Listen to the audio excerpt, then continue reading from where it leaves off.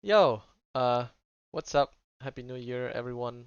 Sorry I haven't uploaded earlier.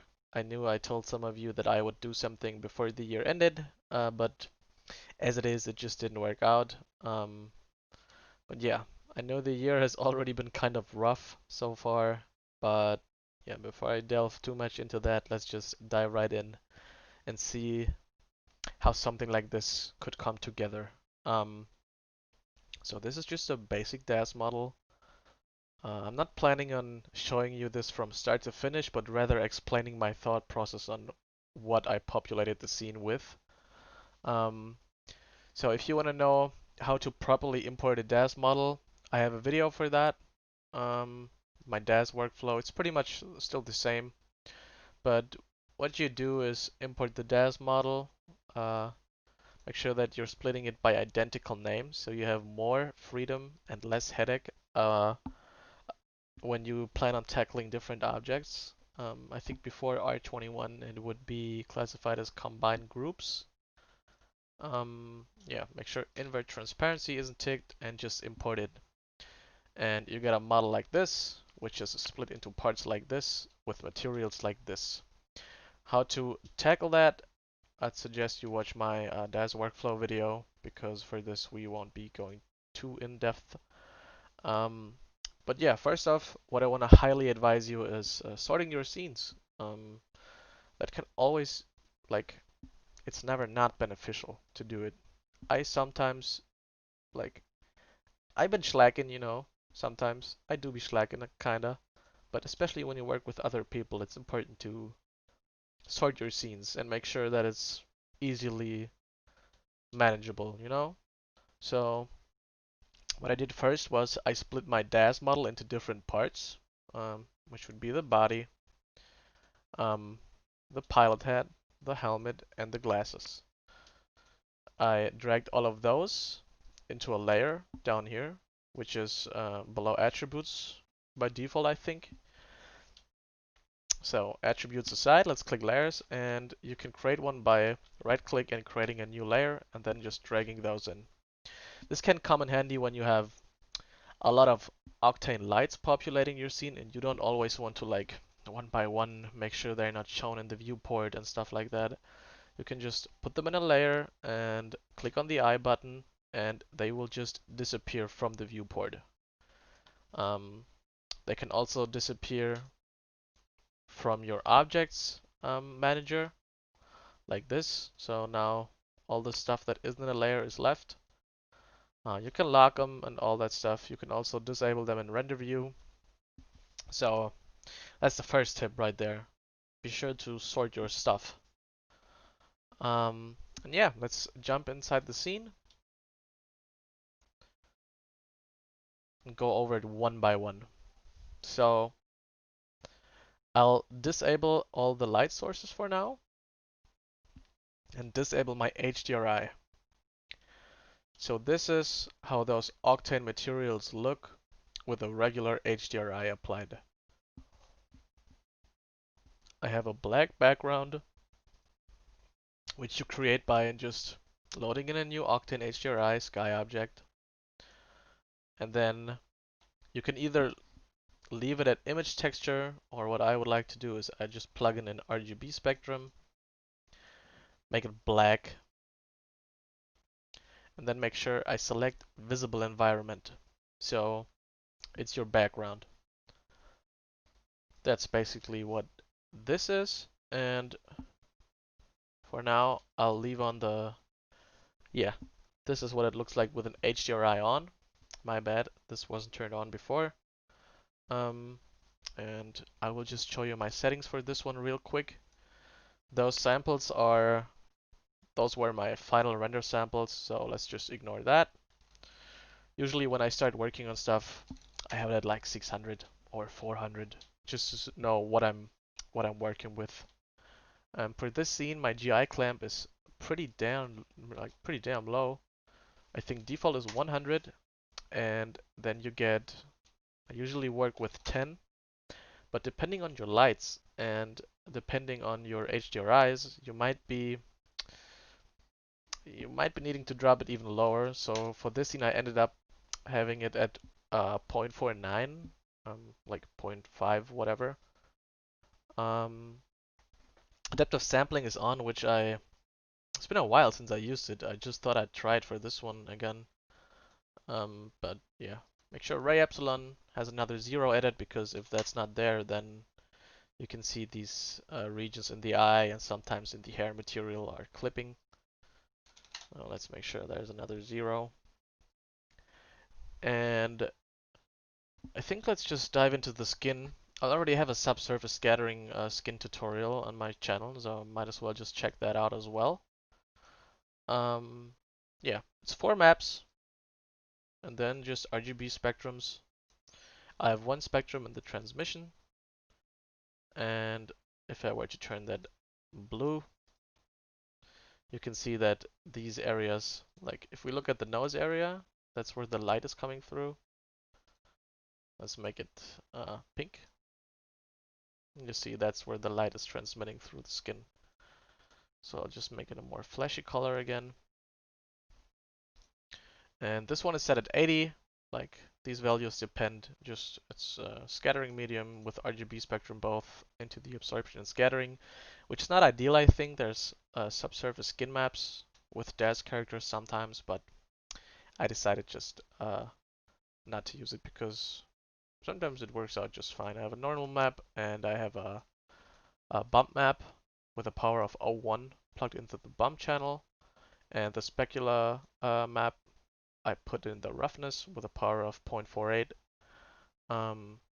These values are all about playing around, and I'm not going for photorealistic skin. That's why these materials are pretty simplistic. It's the same for the torso. And yeah, arms and legs are not needed. So why don't we get rid of the helmet and the glasses? Maybe make sure that's not as bright. Something like this. Yeah, that seems fine. So you can see what I did with the helmet. Let's open up the helmet. I have put some of them in a subsurface. Oh no, in the pilot head. As you can see, I put the ear caps, for example, in a subsurface scattering material, in a subdivision surface modifier, because sometimes you can see that geometry isn't as clean. And let me just turn off my depth of field so you can see more clearly what's going on. So before I mention anything else, I'll get back to that later. So the big material is it's the cap one, so it's that mixed material over here. This one is just plain old white with a bump map plugged into both of these with a power of 0.0125. This is once again from the big man Travis. So Travis Davids, for those of you who don't know, I would suggest you click that subscribe button, because I mean most of you that end up here probably already know about Travis, but amazing tutorials and amazing content. Nice displacement maps, nice roughness maps, all of the good stuff. So I highly suggest checking that out. So this is a white material, glassy, regular glassy material. And this is also a regular glassy material, not a metallic one, with the index just sitting at 1. And they're both plugged into a mixed material. And just to showcase you what really is going on here, I'll turn the white material red. So as you can see, it's not that big. It's not that big of a difference. It's barely making any difference. But this worked out for my end result quite well, and the amount is being carried by an paint colors texture, which is available in Octane 2020, I believe. So when you go to OSL pattern, you can plug in a paint colors, and just to show you what this is doing, I'll plug it into the other material and for a second just make the index 1.3 again. So you can see what kind of texture this is ending up being. It's like this different amalgamation of colors, like being painted literally. Um, this is driving the amount, uh, and in there I plugged in a gradient so I can tackle on what is being seen and what isn't. So I think I first had it as something like this, and I ended up modifying it in the end, but for, you know what, why not just leave it at that, make it white again, and make this glossy again. So I have this kind of metallic streak going through, that isn't too much. I have a Falloffmap driving the, I think that's not really seen right now because there's no real light tackling the helmet. So if I were just to put the Falloffmap straight into the film width and modify those sliders, then you would see what this is doing. This is giving it this kind of iridescent look, but I did not want to go too crazy, so I I like I dialed it in a bit. Um, Depending on the light, you can't or can see it. And the other mixed material I'm rocking is are the straps. So those things, oh, are the straps. Why can I not move them? What? Oh, that's weird. Okay. So I'll open up the mixed material, and it's a black material from the original texture with all its maps applied, and a straight up glossy material with the index cranked to 1 again. And all this is driven by a dirt node. So if you take a look at this place right here, if I go strength 0 or strength 10, then you see what's going on, right? So like I adjusted some of my tolerance and all that stuff. It's like I adjusted 2 sliders, as you can see. I think the others are in default. Um, and that's all I did. It's just like a simple shimmer on the inside of the straps, and that's it for the pilot head. The other ones are just basic materials, I think. Like those ear pads. Alright, I can't select them because of, so ear caps. No. Oh yeah. Okay. I had my enable access turned on the entire time. Uh, so this is just like nothing with outside textures. This came with a model with the asset. Um, let's turn on the glasses, which those aren't as interesting. I think I'll come back to them later before I do anything else. And let's go to the big boy. Let's go open the helmet, okay? So what I did was where's my glass? Uh, I have this glass disabled in the viewport. Um, so I can freely select objects.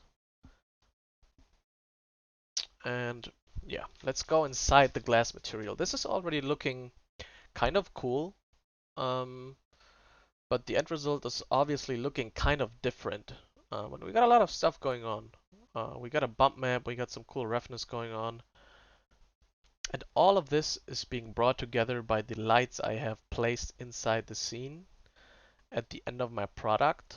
So if I were to disable this one again and enable my dark one, then you can see there's color shimmering through the glass and it's reflecting in this really cool way. And unfortunately, I don't know where the HDRI is from anymore, which I'm using to drive the main scene because I renamed a lot of the stuff that I got, so it's a bit more clear to me. And I can't seem to find it anymore. because I really wanted to link it to you guys, but there's amazing HDRIs on sites like ArtStation or Gumroad, or if you just Google HDRI, there's a bunch of stuff out there um, that could be useful.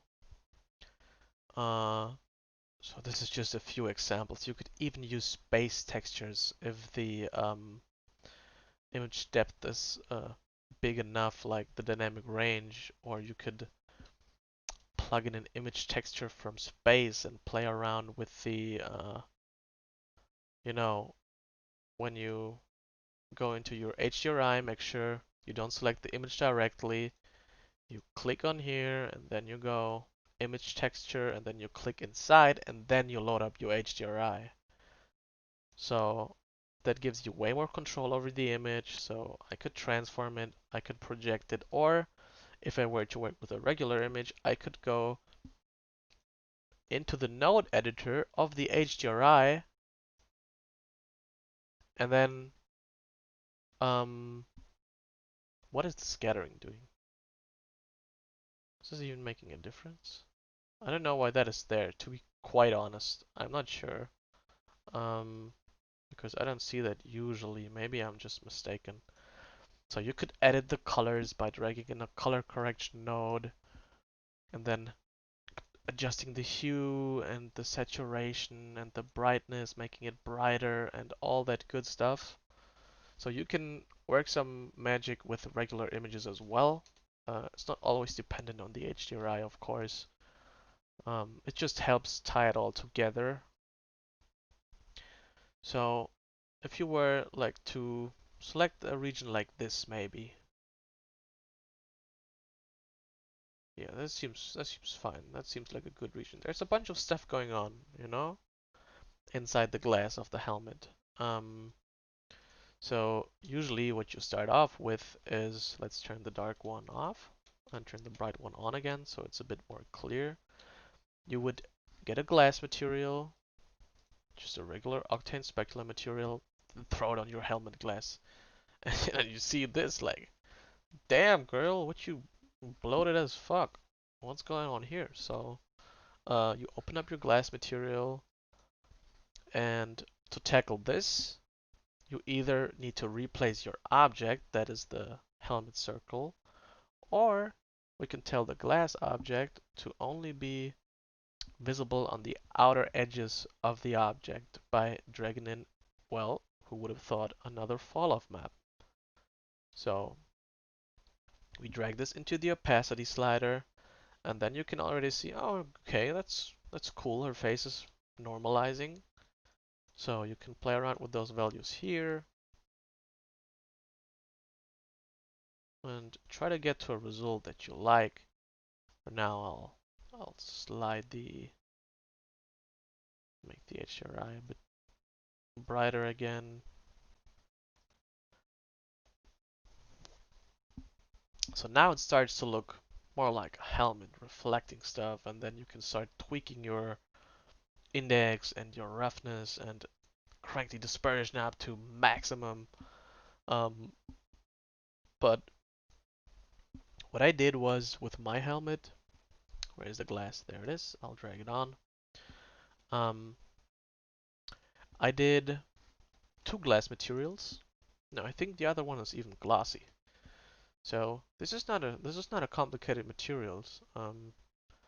Like I don't overthink shit if I'm not going for something highly intricate. Because I know a lot of it is being lost by Instagram compression and all of that stuff. So I keep that in mind when I know I'm working for something that isn't really specific. So it's a simple material. It's one glass material and it's one glossy material. And if we were to just put the glossy material on the helmet, it would look like this. If we were to, where we are, remove the fallout from the opacity, it would look like this. So, I mean, that's not particularly good looking. I mean, even the bump texture is way too low in terms of quality. Like, you can see it. But when you mix it up with the other one, it works out quite fine. So let's drag the Falloffmap in there again, and let's drag the mix material on our helmet. And what is happening right now is this is being, well, who would have thought, the amount of our mix material is being driven by another Travis Davies texture. So I have this put in here, and to illustrate my point once again, I'll remove the opacity and I'll make it red and I'll make it a diffuse. So now you see what our texture is actually splitting in terms of materials.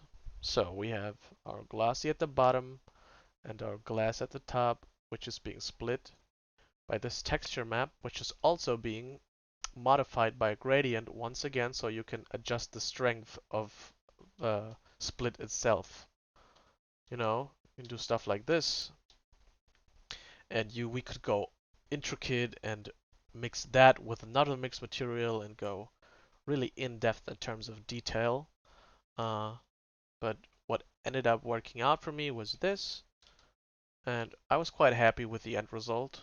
Now it looks kind of weird with this greenish tone that is being driven by the film width and the Falloffmap once again.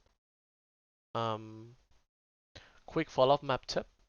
I think I'll show this to you in another scene real quick. So let's open this scene and get a background in. What I like for my like kind of shiny materials is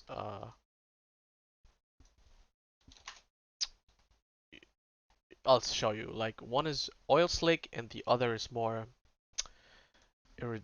diamondy. I don't even know how to put it, you know? So I'll drag in a glossy material and crank the index, crank the roughness, and well, I guess change the HDRI.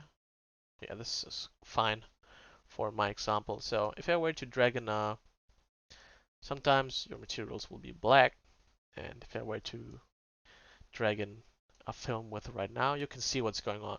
You know, it's more like this pearlescent or iridescent oil slick type bead texture. But I like mine to be rather bright, and that is depending on the diffuse. So if we change the diffuse, you can see how it's impacting the film width itself. You know? So I like to go with the brighter ones, and then you could of course drag in a gradient and do all sorts of funky stuff. Make sure how to adjust the strength and all that good stuff. But that's not what we're here for. I just wanted to show you that black and white example. So you go from white to black and it changes the whole look and vibe of it. So let's go back to our helmet. Load up the viewport.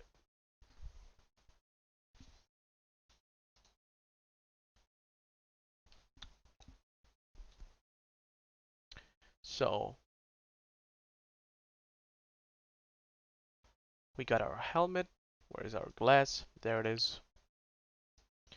So our base glass material, let's just drag the base one on there as well, and let's remove the Falloffmap right now. So you can see what kind of roughness we got going on. It's also, once again, pretty low res, the texture itself. When you like look at it from here, you can already tell it's a bit janky, but combined with everything else, it ended up working pretty good. So if I turn the opacity on again by dragging in the Falloffmap, and I have usually the first thing I do with all of my roughness or bump textures is either plugging in a transform or plugging in a texture projection node. You know what? Let's just I wish I wouldn't have closed the scene. Since I'm already like showing some tips and whatever, I'll do the same what I just did.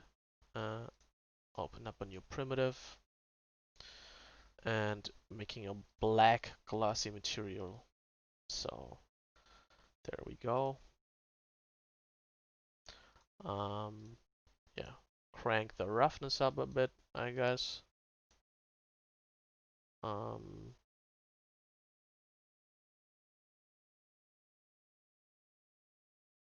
Just so you can see it a bit better.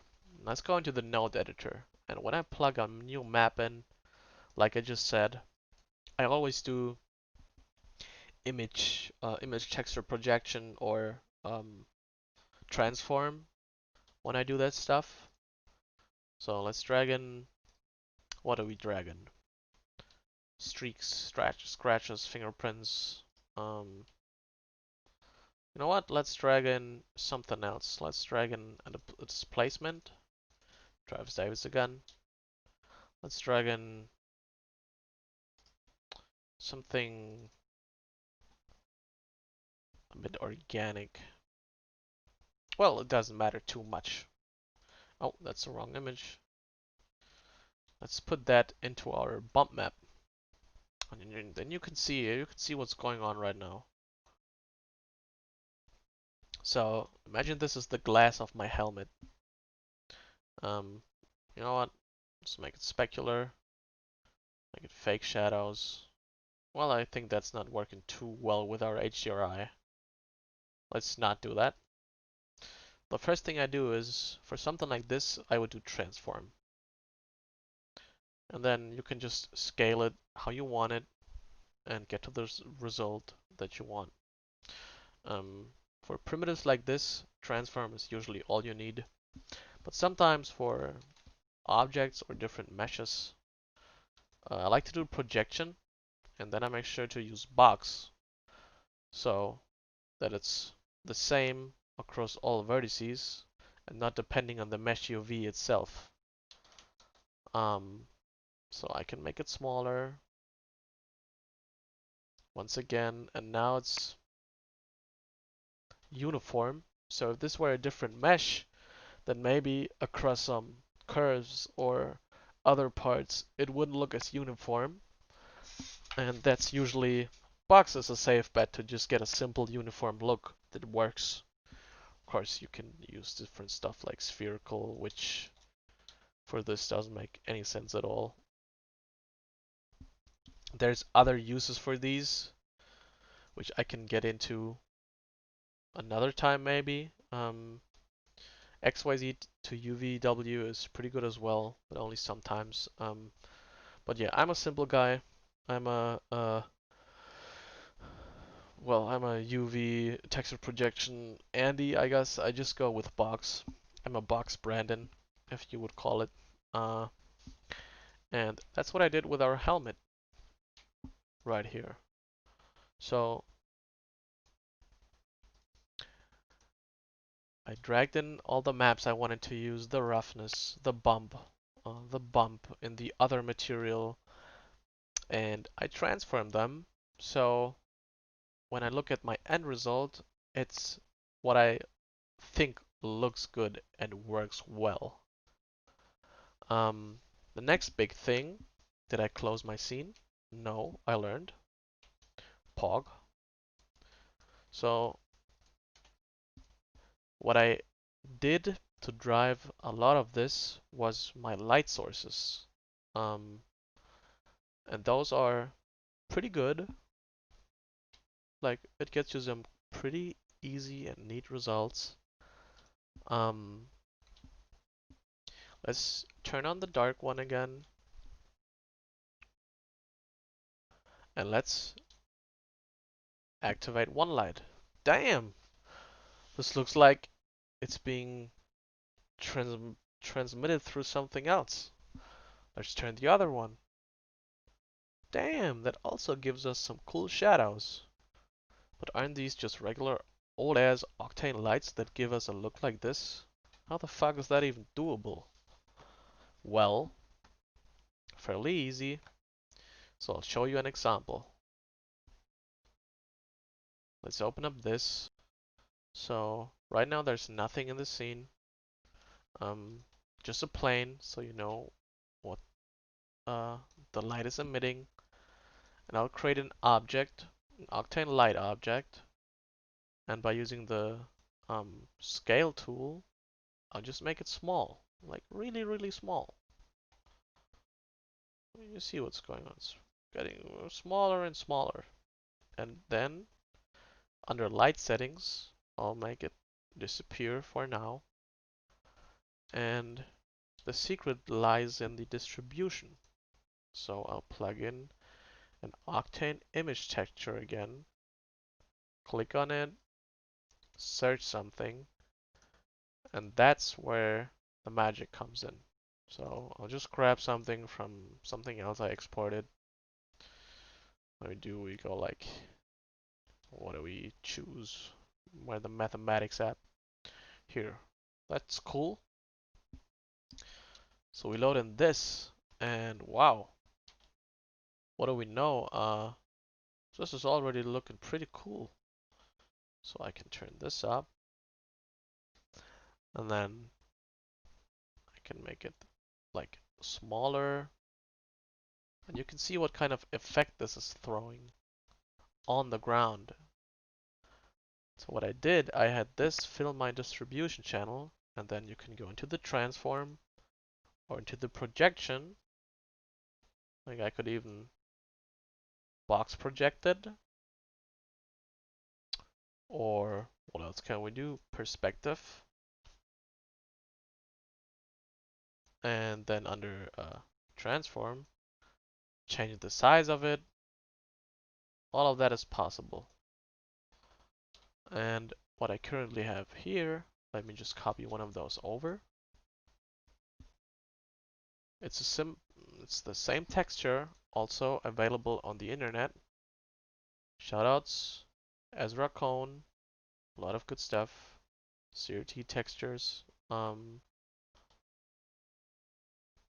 What I loved from his work was the kinetic text that I used a lot. Also, you got some pretty cool stuff going on. So this is just a screen grab out of one of those videos that I'm using to drive as the light source. So let's copy in the light that I have on the other scene. I'll zero it out for now.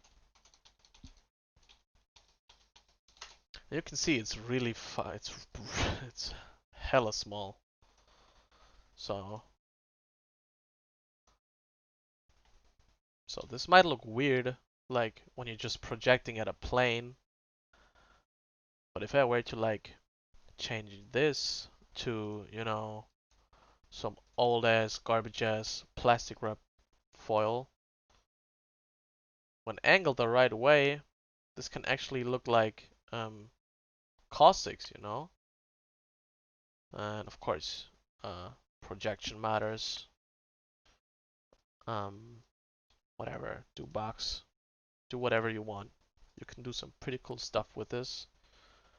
So let me show you what I mean by caustics, for example, which is what is happening right now on screen. This looks like caustics, you know.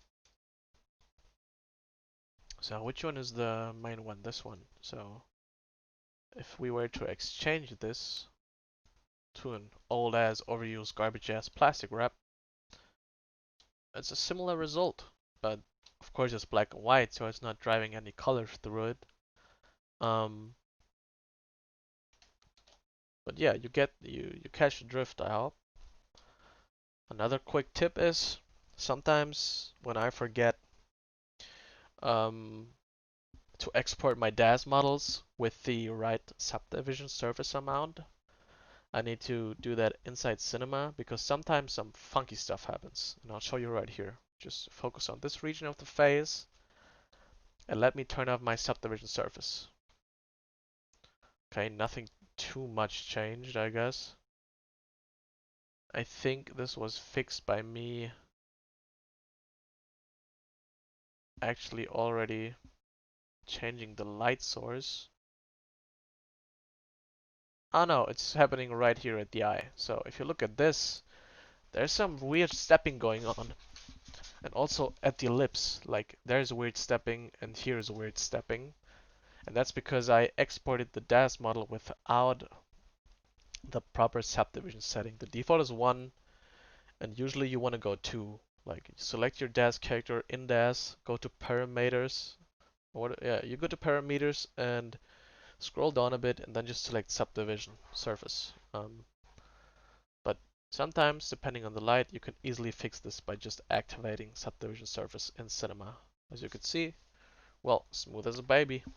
I should have probably given her some actual brows, but you know, maybe they're just drawn on because she can't grow any real brow hair. Who knows?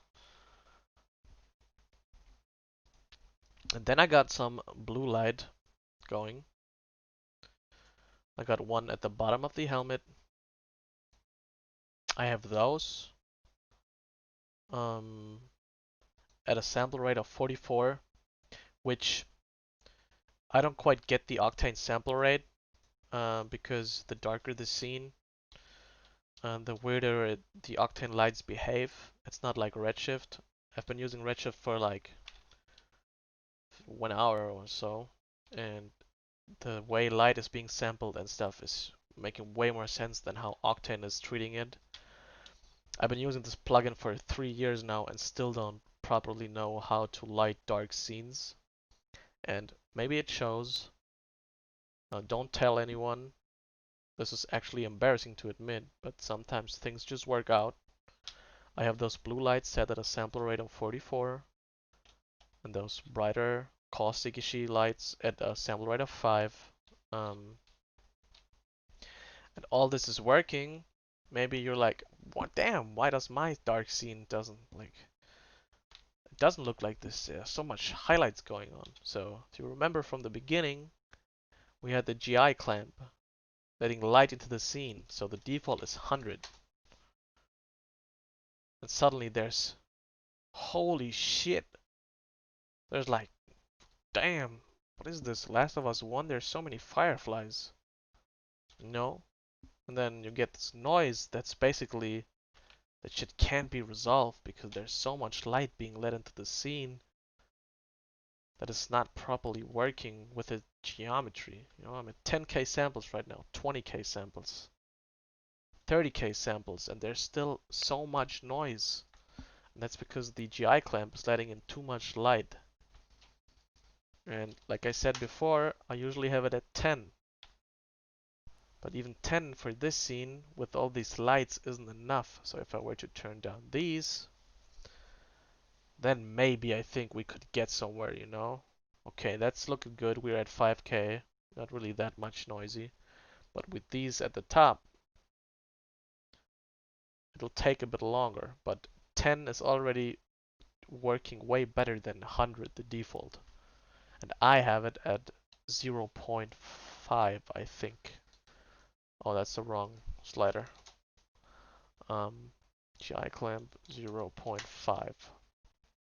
So now I can see, damn, those highlights disappeared. There's barely any noise going on. And yeah, so I have a blue light that is below her chin.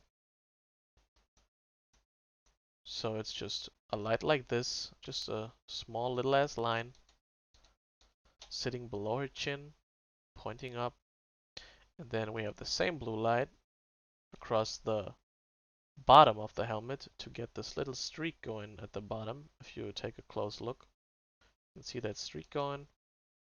It's just to accentuate these little details. And then we have the same principle going with the upper part of the helmet. Also, my helmet is also driven by a lot of subdivisions, as you were able to see earlier, just to give it a smooth look. Yeah. And then we have those lights, of course. And they're giving us that's like the atmospheric, mysterious light sources that give this sort of, you know, energy to this picture that without those simple distribution textures just wouldn't work as well. So lighting is pretty important, especially in darker scenes. And at least I hope you learned something from it, because as I told you before, that shit's embarrassing, but I don't really know that well on how to light darker scenes just yet. But yeah, we have, with those accentuating lights like at the bottom, if I were to just do this, like, it would work fine. This even would also work fine. But by adding those lights, we get those tiny little highlights that are just breathing life into our image. So when you go for close-up, obviously it's not that pretty. You can see the texture and it's not that smudgy like how you think it would look. This also even probably is too big, but it doesn't matter because that's not the scale we're working at, because that is the scale we are working at. And this looks pretty damn smudgy and good if you ask me. It's just those little things that add detail and life to the scene. For example, I had, let's turn the bright one on and get rid of the helmet for now. I had hair going on our fur cap. I can see I have this hair going on, which is not properly cached, I think. But it really doesn't matter because I ended up not using it because there's no use in this. Like, if I turn on our dark HDRI again and our helmet, if I were to do this and then activate our hair,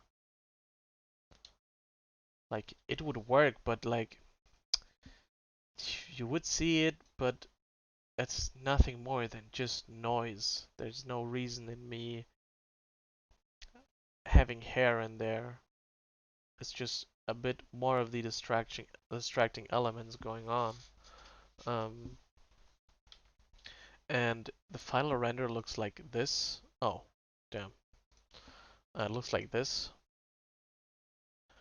And right, our glasses. This is just, the glasses are easy. Damn, almost forgot that. Glasses. So we have, the important ones are, uh, those are just regular materials. There's like nothing closely remarkable going on in there. Right. I'm not clicking on the right materials, but same still applies. We have like basic ass materials going. And this one. We have this one going, and we have, where's the other one? Is it this one? No, it's this one. This looks like a basic glossy at first, but it's actually the rim. So I wanted this to be transparent as well, and it would look like this, which is like, could work fine, but I want it to be a bit more dense, so I just applied under medium a random walk, clicked on random walk, and then it would look like this. I just put in a white RGB spectrum as the albedo, the diffuse color. Didn't change anything at all. I just dragged the roughness up a bit. And with our regular glass, it's the same as before. Damn, I didn't even there's no transform, there's no projection, there's just a texture map plugged in the roughness. That's fine. It works. At least I think it does. And then the final touch would be the fog. Now it's just a black background. So you could either drag in an Octane fog volume, or you could populate the entire HDRI by just clicking on your HDRI, go to medium, and add fog. Damn, suddenly you have fog going in your scene. Sure, it doesn't work just now because it's too dense and too bright, but if you crank this down, we got a bit more of a mistype going. I didn't change it up. I didn't change the absorption, nothing. Usually you could make it like whiter. And let me go into the scattering medium. Usually there's like even white in the absorption, and you could make that red. Let's see what's going on with that. Sure, now it's absorbing it as red, now as white. There's a bunch of stuff you could do now as blue, and then just crank the density down, and you get a bit of a foggy look going. And for this one, I have all these passes that I exported. I don't always use all of them.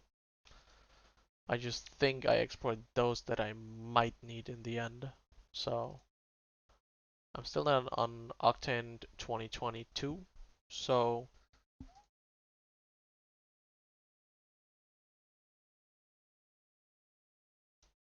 I'm using the denoiser, the built-in denoiser, sorry. So you get that by right click denoiser, and mine is right here. So that works fairly well, but I don't always use it. So I enable my render passes. I render an sRGB tone map, barely do linear.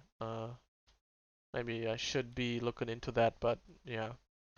So I applied the diffuse channel, the reflection, the refraction, the subsurface scattering, the noise, the sea depth, octane color, and the post, of course, the bloom, which is under camera imager, post processing in the octane camera object, enabling that, disabling that. So you see what it does. You can brighten it up, you can like add glares and all that stuff, make it just 1, make it 90. Now you have like these glare streaks that are going at a 90-degree angle. Can do a lot of stuff. And for my final image, I had motion blur applied. So if I were to go back to our main one, and I want the focus object to be her eye, if I were to click the F, then I'm not sure it would work. Let's see where our thin lens is at. It's 34. So if I go to Octane camera, thin lens, and click the F button in the viewport, I can pick a focus object. So it's 34 meters. Let's crank the aperture up. So damn. Shit, why is it not focusing our eye? I'm clicking on it. It's because our helmet is in the way and our glasses are in the way. So let's hide the helmet, let's hide the glasses, and let's click on the eye again. There we go. We got some depth of field going. Activate the helmet, activate the glasses. Of course, this is way too much. So I dial it in slightly. Really, really slightly. You can see it's not super crisp as opposed to this, whereas the edge is really, really crisp. I just dial it in slightly. You could, if you go up, you can see how the focus is changing. Yeah, I dial it in slightly. Just went with something that I think looked good, and I export my image and do the rest in Photoshop usually by creating by just doing color correction and creating some variations with all these passes I exported, trying to see how I could use what. And yeah, that's pretty much it. I have a feeling that this has been pretty much all over the place, really jumbled. Um, Please excuse me for that. Uh, I felt like I wanted to get something out, and some of you guys keep asking for the processes or long time breakdowns, and I thought I would give you another one. Um, so I think and I hope that some of you found something that you maybe didn't know before, or like, oh shit, I remember that. That's something I wanted to know on how to do. Stuff like that. It's 4 a.m. I barely slept in the last, whatever, 40 hours. Um, so I hope this comes across as not too jumbled. And before I repeat myself, you can gladly drop some suggestions in the comment box below, or check out my Twitch. I plan on streaming way more frequently. That's Twitch TV/CarlyFets. All of the links that I mentioned should be in the descriptions. In the description, yeah. And until next time, I hope more condensed, less jumbled, and way more straight to the point. Thanks for tuning in, and I'm sorry if you lost your nerves trying to follow this mess of a breakdown. Um, but yeah, I hope you have a good one, and I hope you learned something, even if it's just a tiny bit. And see you next time. Thanks for stopping by.